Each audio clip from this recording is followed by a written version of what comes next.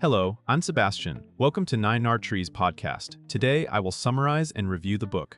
The Pentagon Papers, The Secret History of the Vietnam War by Neil Sheehan, is a landmark work of modern history that brings together the once classified Defense Department study of U.S. involvement in Vietnam and the journalistic story behind its public release.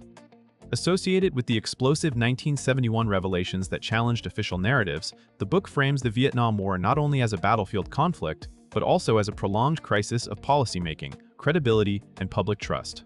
Sheehan, known for his reporting on Vietnam and for his role in helping bring the documents to light, situates the papers within the broader arc of decisions made by successive administrations.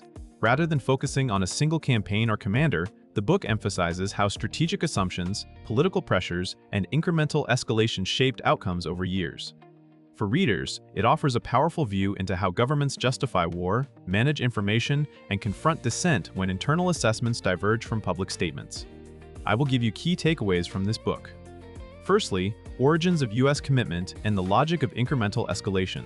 A central topic in the Pentagon Papers is how U.S. involvement in Vietnam developed over time through a series of decisions that appeared limited in isolation but accumulated into full-scale war.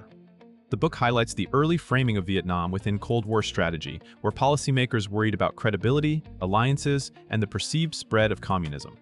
These concerns helped create a logic of incremental escalation, advising more advisors, more funding, expanded covert action, and eventually major military commitments. The important insight is not simply that leaders made mistakes, but that the structure of decision-making encouraged small steps that were easier to approve than a frank national debate about the likely costs and consequences. This gradualism also made it difficult to reverse course, because each new commitment was justified by the need to protect what had already been invested. Readers come away with a clearer understanding of how complex bureaucracies can drift into deeper conflict without a single decisive moment of choice. The narrative also encourages attention to how strategic objectives can become ambiguous, shifting from nation-building to counterinsurgency to reputational defense, while still being presented as consistent policy. Secondly, policy-making under political pressure and the management of public narrative. Another major topic is the tension between internal policy assessments and the public story told to Congress and the American people. The Pentagon Papers are widely associated with the idea that officials often spoke with greater confidence in public than they felt in private, and the book explores how political calculation shaped messaging. Administrations faced elections, media scrutiny, and the fear of appearing weak, which influenced how progress was described and how risks were downplayed. This creates a portrait of governance where narrative management becomes a tool of war policy, sometimes obscuring uncertainty and disagreement inside government.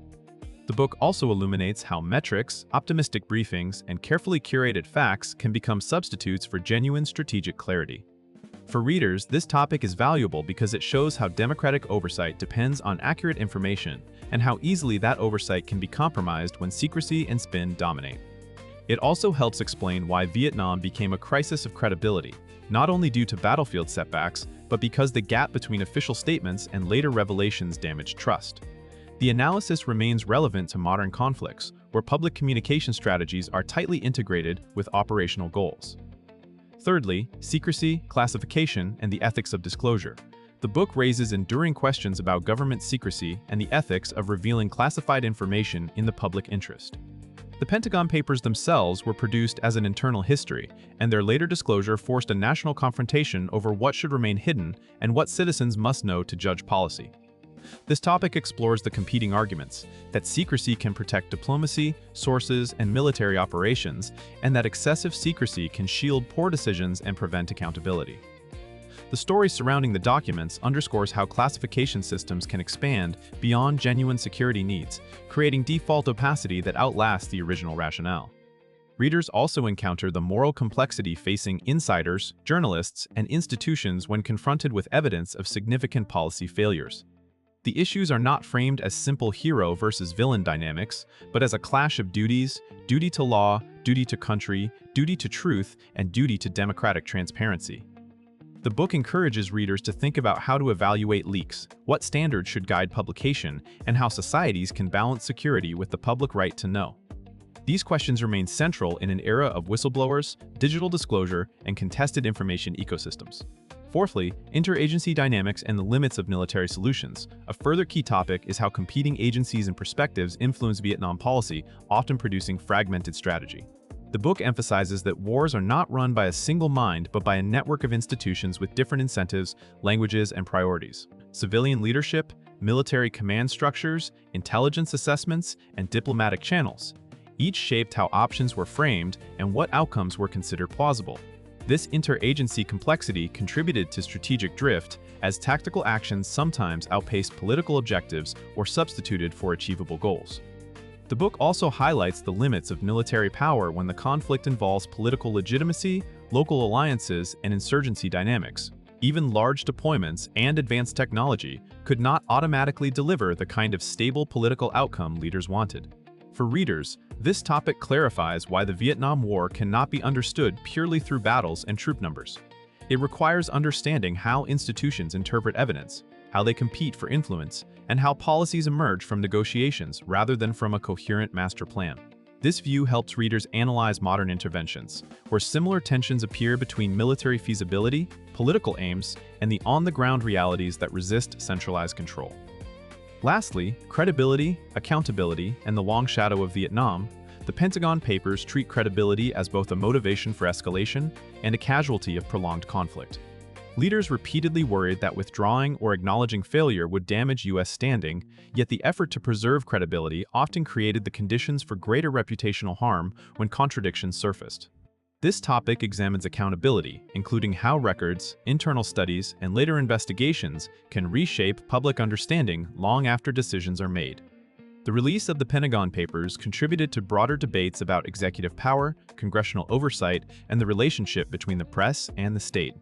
The book also shows how historical documentation changes the moral and political evaluation of a war, exposing the assumptions and rationalizations that guided choices at the time.